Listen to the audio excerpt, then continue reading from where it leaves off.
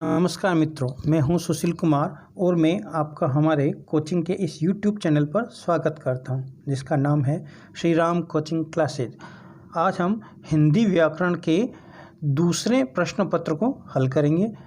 इसका विषय है संधि। यह भी एक महत्वपूर्ण विषय है जिसके बारे में अत्यधिक सवाल विभिन्न प्रतियोगी परीक्षाओं में पूछे जाते हैं। चलिए शुरू करते हैं आज के इस प्रश्न पत्र को। प्रथम प्रश्न है, कामायनी का संधि विच्छेद क्या होगा? इसका सही आंसर है कामधन ऐनी। इसके अंदर अधन अ बराबर आ हुआ है और यह एक दीर्घ संधि का उदाहरण है। कामायनी शब्द का अर्थ श्रद्धा और स्त्री शब्द के लिए किया जाता है। यह जयशंकर प्रसाद का एक महाकाव्य भी है। दूसरा प्रश्न देखिए, परीक्षा का संधि विच्छेद। इसमें परी शब्द में देखिए, यहाँ पर परी में ई की मात्रा बड़ी है और यहाँ पर परी की मात्रा छोटी है। सामान्यतया संधि में पहचान करने के लिए भाई बच्चों को, विद्यार्थियों को ई और ई की मात्रा को पहचानने में दिक्कत आती है। तो हमें यह ध्यान रखना है कि जब कोई संधि विच्छेद करते हैं तो आगे की तरफ जो शब्द लिखे हुए होते हैं वो एक उपसर्ग होते हैं और उपसर्गों में सामान्यतया हम छोटी ई की मात्रा का प्रयोग करते हैं। इससे हमें प्रश्न को हल करने में आसानी होगी। तो देखिए, इसमें हमें यहाँ पे परी में छोटी ई की मात्रा दिखाई दे रही है और ईक्षा, यहाँ पर ईक्षा ई की मात्रा बड़ी होगी। तो सही हमारा उत्तर होगा परिधन ईक्षा। यहाँ पर परी में ई की मात्रा बड़ी नहीं लेनी है, ये ध्यान रखिए। तीसरा प्रश्न है, कौन सा संधि विच्छेद गलत है? इसमें देखिए, पहला स्वैच्छिक स्वधन ऐच्छिक, यह सही है। दूसरा देखिए, जलौघ जल धन औघ, यहाँ पर औघ नहीं होगा। यहाँ पर जल धन औघ की जगह केवल औघ होगा। यह एक अपवाद के जैसे है। इसमें जलौघ का अर्थ होगा जल का प्रवाह। हित धन ऐसी, देखिए हितैषी, ये बिल्कुल सही है। लोकेशना लोक धन ऐषणा, ये भी बिल्कुल सही है। इन सभी में देखिए, यहाँ पर जैसे स्वैच्छिक में दो मात्रा दिखाई दे रही है, जलौघ में दो मात्रा दिखाई दे रही है, हितैषी में दो मात्रा दिखाई दे रही है और लोकेशना में भी आपको दो मात्रा दिखाई दे रही है। जहाँ जहाँ हमें ऐसे दो मात्रा दिखाई देती है वहाँ पर हमें वृद्धि संधि लेनी होती है। यह एक प्रकार से हम कह सकते हैं कि ट्रिक बनी है कि जब वृद्धि संधि होगी तब आपके पास में यहाँ पे ऊपर की तरफ दो मात्राएं होंगी, या तो वहाँ पे आई की मात्रा होगी या औ की मात्रा होगी। और इसी प्रकार अगर गुण संधि होगी तो वहाँ पर केवल एक मात्रा होगी, या तो वहाँ पर ए होगा या ओ होगा। तो ये विशेष ध्यान रखिए, यह हमारे लिए एक ट्रिक के जैसे कार्य कर रहा है। चौथा प्रश्न देखिए, कौन सा संधि विच्छेद सही है? पहला देखिए, द्राक्षा धन अरिष्ट, द्राक्षारिष्ट, ये बिल्कुल सही है और हमारा उत्तर भी यही हो जाएगा, द्राक्षा धन अरिष्ट। इसमें आ और अ मिलकर पुनः आ बन रहा, यह एक दीर्घ संधि का उदाहरण है। अब हमें देखना है बाकी तीन विकल्पों को। दूसरे विकल्प को देखिए, प्रधन ईशिति, इसमें ईशिति में ई की मात्रा बड़ी लगी हुई है, यहाँ पर ई की जगह ई होगा, ठीक है।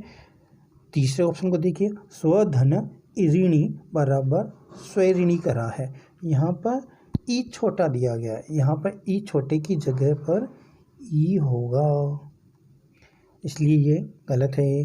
चौथे को देखिए, अंक धन ईक्षण, इसमें ईक्षण में ई की मात्रा छोटी लिखी हुई है, यहाँ पे ईक्षण होगा, बड़ी ई की मात्रा होगी और ये बनेगा अंकेक्षण।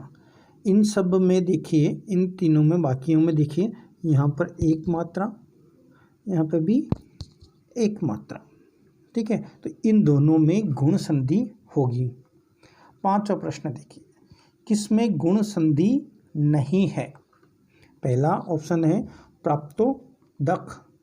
इसमें देखिए, प्राप्तोदक में टुकड़ा क्या होगा? प्राप्त धन उदक, एक मात्रा तो गुण संधि है। यहाँ पे देखिए नवोढ़ा में भी एक मात्रा है तो नव धन उड़ा, यहाँ पर भी क्या हो जाएगा, गुण संधि हो जाएगी। ग्रीष्मर्तु, ग्रीष्म धन ऋतु, यहाँ पे अ और री जुड़कर अर बनेगा। ठीक है, तो यहाँ पर भी गुण संधि है। लेकिन अंतिम ऑप्शन देखिए पर्यंत, इसका टुकड़ा क्या होगा, परि धन अंत, इसका टुकड़ा क्या होगा, परिधन अंत, और यह एक यण संधि का उदाहरण है। अगला देखिए यण संधि का उदाहरण ही पूछ रहा। अभी मैंने बताया था यण संधि में जैसे कि पर्यंत था हमारे पास में, ये यण संधि का ही उदाहरण था, जिसमें क्या हुआ था, ई या ई था और इधर कोई अन्य स्वर था, तो ये ई हमारा य के अंदर बदला था। तो अब हमें देखना है इस प्रश्न में, पहला ऑप्शन है गव्य, गव्य का यहाँ पर टुकड़ा होगा गोधन य, इसका टुकड़ा होगा गोधन य, और यह एक अयादि संधि का रूप है। दूसरा देख रही गायक, गायक का विच्छेद करेंगे तो इसका होगा गई धन अक, यह भी एक अयादि संधि का रूप है। तीसरा देखिए पितृच्छा, पितृच्छा में टुकड़ा होगा वो होगा पितृधन इच्छा,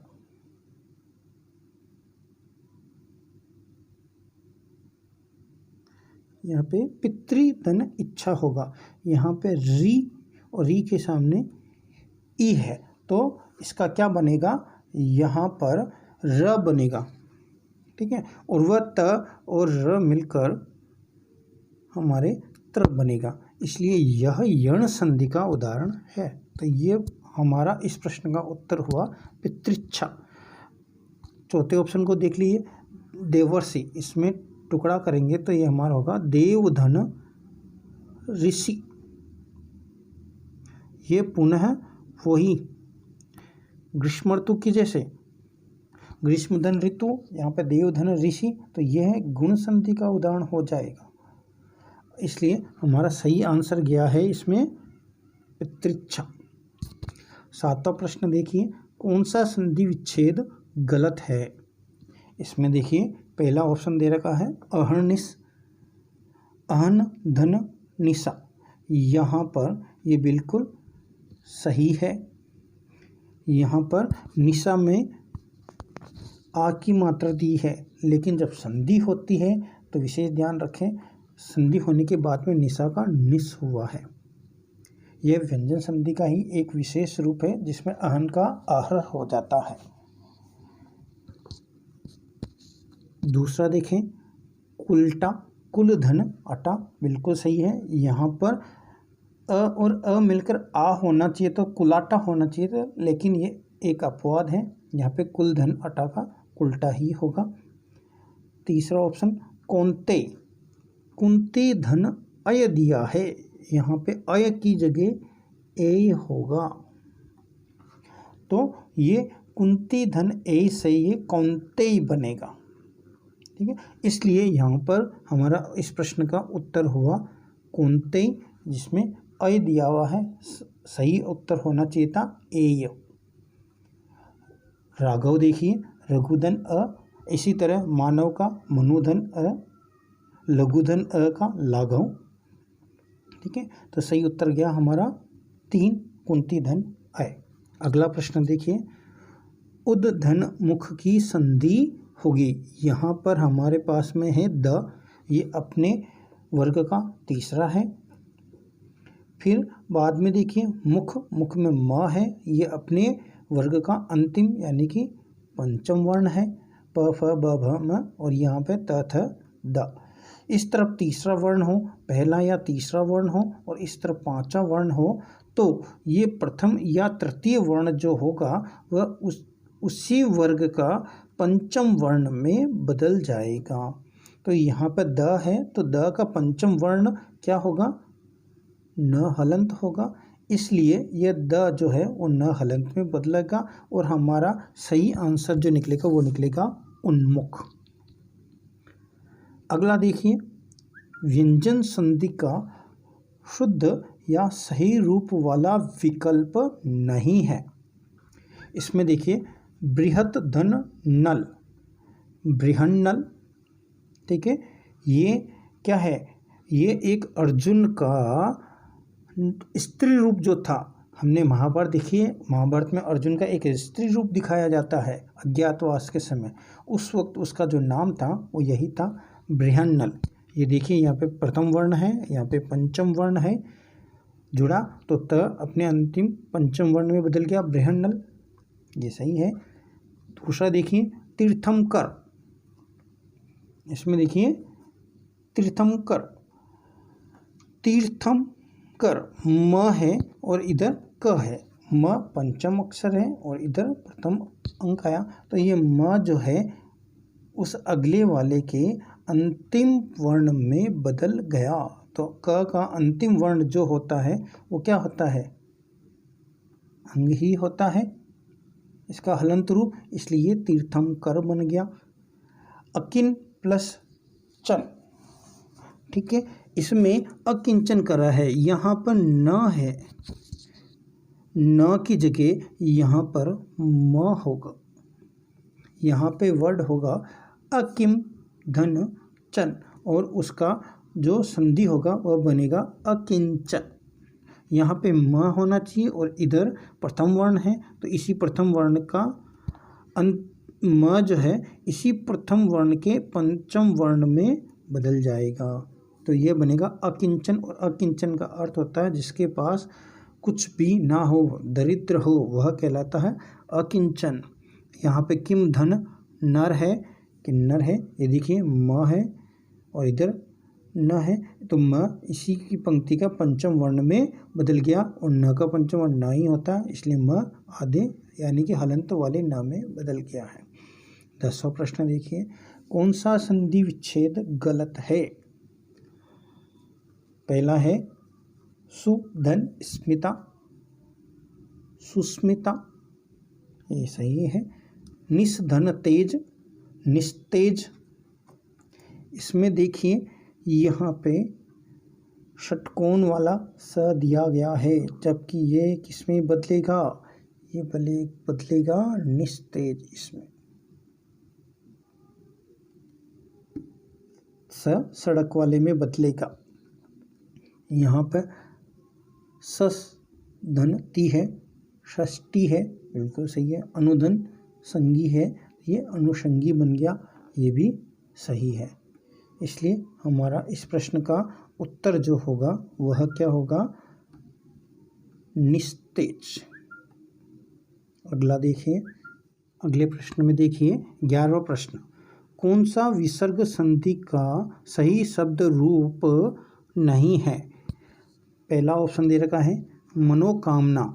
अगर हम विसर्ग संधि का रूप देखते हैं तो इसका विच्छेद होना चाहिए हमारे पास में मनः धन कामना, ठीक है। और अगर ये मनः धन कामना शब्द लें तो विसर्ग के आगे अगर क है तो ये इस विसर्ग को हम ओ में नहीं बदलते हैं, विसर्ग का विसर्ग ही रहेगा, इसलिए सही शब्द मनः कामना होगा। ये तो संधि की दृष्टि से अगर हम देखें तो मनोकामना शब्द जो है वो गलत है, इसलिए हमारे यहाँ पर यह विसर्ग संधि का सही शब्द रूप नहीं है। दूसरा देखिए मनोविज्ञान मनः धन विज्ञान हो जाएगा, मनोरंजन मनः धन रंजन हो जाएगा, मनोज मनः धन ज, ये भी सही है। लेकिन जो हमारा प्रथम विकल्प है मनोकामना यह गलत है, इसलिए इस प्रश्न का उत्तर होगा मनोकामना। अगला प्रश्न देखिए, कौन सा संधि रूप गलत है। प्रथम देखिए मनः धन चेतना, इसमें विसर्ग जो है विसर्ग के सामने च है तो विसर्ग श में बदल जाएगा। इसलिए ये विसर्ग श में जब बदला तो इसका बन गया मनश्चेतना, बिल्कुल सही है। दूसरा देखिए यशः धन शरीरः, ठीक है। तो यहाँ पे जो विसर्ग है वो किस में बदलना चाहिए, शंकर वाले में बदलना चाहिए हलंत के रूप में। तो जब इसकी संधि करेंगे तो एक शंकर वाला यहाँ पे पूरा है, ये विसर्ग जो बदला देखिए ये तो पूरा वाला यशः वाला श विसर्ग बदला, वह इस हलंत वाले श में बदला और एक शरीर का श। तो इसका अर्थ यह है जब संधि होती तो हमारे सामने इस तरह का रूप आना चाहिए था। श ये एक श हलंत में और एक श पूरा, यहाँ जबकि यहाँ पर दो ही हैं, एक हलंत में दिखाई दे रहा है और एक पूरा दिखाई दे रहा है, जबकि इस हलंत वाले से पहले भी एक शंकर वाला श आना चाहिए था। तो इसका अर्थ यह हुआ कि हमारा प्रश्न का उत्तर यही हुआ, यह रूप गलत है। इसमें 3 शंकर वाले श दिखाई देने चाहिए थे, प्रथम पूर्ण, दूसरा हलंत वाला, तीसरा पूर्ण। मनः धन ताप मनस्ताप, देखिए विसर्ग के बाद में आपको क्या दिखाई दे रहा है, त। तो इस त के कारण यहाँ पर एक विसर्ग की जगह स का आगमन होगा। वपुः धन मान में देखिए, वपु धन मान में विसर्ग के बाद में म है, प की पंक्ति का है, तो यह विसर्ग षटकोण वाले श में बदलेगा। इस प्रकार अगर आप देखोगे तो सामान्यतः विसर्ग के बाद में च हो तो शंकर वाला स, ट हो तो षटकोण वाला श और त हो तो सड़क वाला स आता है। अगला प्रश्न देखिए, यण संधि का उदाहरण है। 13वां प्रश्न, इसमें सीधा सीधा आप देखोगे तो स्वाभिमान, स्वधन अभिमान, तो यहाँ पे तो आ की मात्रा है तो यहाँ पे नहीं होगा। बड़वाग्नि, इसमें बड़वा धन अग्नि, स्वाधीन, स्वधन अधीन, इन सभी में आ की मात्रा दिखाई दे रही है आपको, तो सामान्यतः दीर्घ संधि है। यहाँ पर आप देखोगे तो वध्वागमन में भी आ की मात्रा दिखाई दे रही है। अगर यण संधि का अगर हमें पहचान करनी है तो यण संधि की पहचान जो होती है वो यह होती है य व र, और इनसे पहले यदि कोई हलंत वाला वर्ण हो अर्थात आधा वर्ण हो, अगर कोई आधा वर्ण हो अर्थात जिसमें स्वर ना जुड़ा हुआ हो, आधा वर्ण हो, तो वहाँ पर यण संधि होने की संभावना अधिक होती है। तो यहाँ देखिए उद्वागमन में व के पहले एक अर्ध अर्थात हलंत वाला वर्ण है ध, तो इसका जो हम विच्छेद करेंगे तो वो होगा वधु धन आगमन। यहाँ पे जो होगा वो होगा वधु धन आगमन। यहाँ पे उ है, इस उ के सामने आ गया, ठीक है।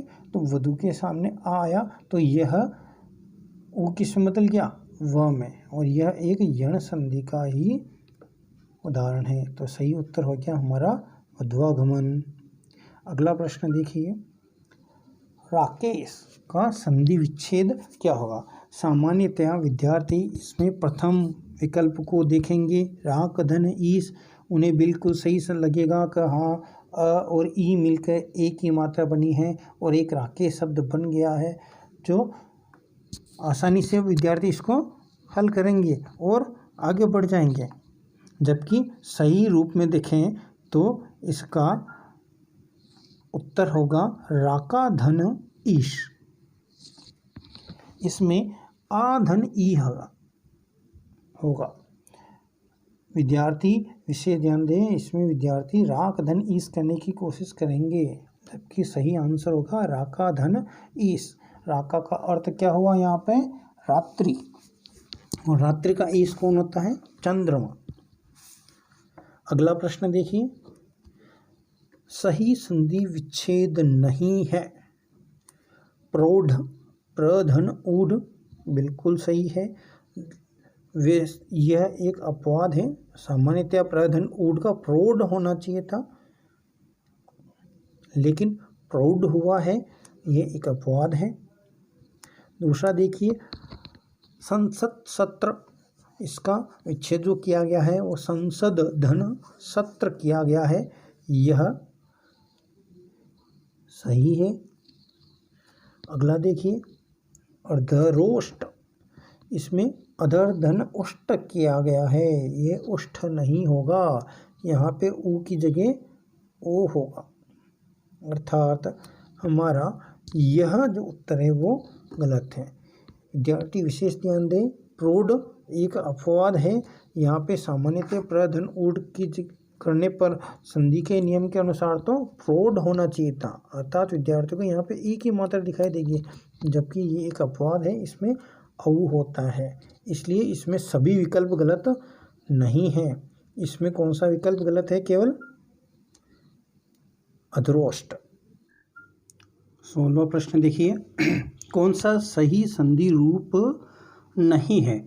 इसमें पहला ऑप्शन दे रखा सटधन विज्ञ, इसका संधि करने के बाद में शब्द रूप बना है षड विज्ञ। इसमें देखिए ट हलंत है और आगे की तरफ विज्ञ है, तो ट हलंत के बाद में यदि ड में बदल रहा है तो ये बदलना चाहिए था हमारे हलंत रूप में ही, तो यहाँ पे जो ड आना चाहिए था वो आना चाहिए था हलंत वाला, अन्यथा यह इसका सही रूप तो सट धन अभिज्ञ होता है।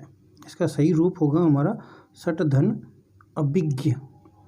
जब सट धन अभिज्ञ करते हैं तो ट तो बदलता है हमारा हलंत ड में, और अ इसके साथ में जुड़ने के बाद में यहाँ पे ड पूर्ण हो जाता, तब ये पूर्ण रूप से षड्विज्ञ बनता, अर्थात यह संधि रूप सही नहीं है, इसलिए हमारा आंसर जाएगा प्रथम।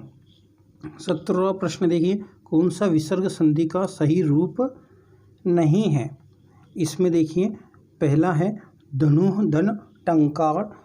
धनुष टंकार हमने पहले ही पढ़ा था कि विसर्ग के बाद में यदि ट हो तो विसर्ग हमने बदला था किसमें?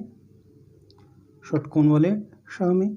धनु धन धर, इसका रूप जो बन रहा है वह बन रहा धनुर्धर, यहाँ पे विसर्ग जो है वह र में बदल रहा है, यहाँ पे विसर्ग जो है र में बदल रहा है, तो ये र में बदला तो र अगले वाले ध के ऊपर चला गया, तो ये बन गया धनुर्धर। यहाँ पे देखिए धनु धन विद्या, ठीक है, तो यहाँ पे धनु धन विद्या में इन्होंने बनाया है धनुष्ठिद्या, जबकि यहाँ पे हमें पता है धनु के बाद में यहाँ पे ये विसर्ग र में बदलता और र में बदलने से ही बनता धनुर्विद्या, तो धनुर्विद्या में वी के ऊपर र की मात्रा आती, जबकि यहाँ पर वी के पहले षटकोण वाला श आ गया है, इसलिए इसमें यह सही नहीं है, इसलिए हमारा इस प्रश्न का उत्तर होगा धनु धन विद्या, धनुष्ठिद्या की जगह धनुर्विद्या होना चाहिए था। पुरः धन सर से पुरः सर बना है, यह सही है। 18वां प्रश्न देखिए, भूर्ध्व का संधि विच्छेद। इसमें बड़े ऊ की मात्रा दिख रही है, इसमें दीर्घ संधि हो रही है, दीर्घ संधि के रूप में इसका सही रूप होगा वह होगा हमारा भू धन ऊर्ध्व, ये है, इसलिए सही आंसर होगा भू धन ऊर्ध्व। इसमें ऊ और ऊ मिलकर ही ऊ बन रहा है, तो इसलिए भूर्ध्व बना है, दीर्घ संधि का एक उदाहरण है। 19वां प्रश्न देखिए, अंत्योदय में संधि है। अंत्योदय का एक रूप तो बनता है अंत्य धन उदय, अगर हम इसका टुकड़ा लें तो इसका टुकड़ा बनता अंत्य धन उदय, तो यह अ और अ के बाद में ऊ होने के कारण यह अ और ऊ मिलकर ओ बनता और ये बन गया अंत्योदय, ये बन गया हमारा अंत्योदय। और ये अंत्योदय में एक मात्रा है, एक मात्रा होती है, वह किसका उदाहरण होता है? हमारा गुण संधि का, ठीक है, तो इसमें हमारा प्रथम उत्तर हो जाएगा गुण संधि। अगला प्रश्न एवं अंतिम प्रश्न देखिए, गवीस में संधि कौन सी है? गवीस का अगर हम संधि विच्छेद करते हैं तो वो बनता है गो धन ईश। यहाँ पे ओ और ई मिलकर जब ओ के सामने अन्य स्वर आता है तो ओ तो बदलता है हमारा औ में, और औ के साथ में इस ई की मात्रा जुड़ी तो ये बन गया गवी, इसलिए इसका सही रूप होना गवीस। और यह किस संधि का उदाहरण है? यह है अयादी संधि का उदाहरण। अयादी संधि के अंदर अय, आय, अव और आव बनता है। ये अर्थात इस प्रश्न का उत्तर होगा अयादी संधि। इस प्रकार हमने संधि से संबंधित कुछ विशेष प्रश्न पढ़े हैं। इन प्रश्नों से संबंधित और अधिक विस्तृत जानकारी के लिए आप हमें कमेंट कर सकते हैं। आप वीडियो से संबंधित अपने विचार भी अवश्य प्रकट करें ताकि हमें और अधिक प्रोत्साहन मिले। आपके विचार हमारे लिए सराहनीय हैं। आप हमसे सीधे व्हाट्सएप ग्रुप में भी संवाद कर सकते हैं। हमारे मोबाइल नंबर इस प्रश्न पत्र में नीचे की तरफ दिए गए हैं। जल्द ही इन विषयों से संबंधित विभिन्न कक्षाएं भी प्रारंभ की जाएगी। उनके वीडियोज़ इस YouTube चैनल के माध्यम से आपको पहुंचाए जाएंगे, इसलिए आप हमारे इस चैनल को लाइक एंड सब्सक्राइब ज़रूर करें तथा अपने मित्रों के साथ भी इसे शेयर करें। धन्यवाद।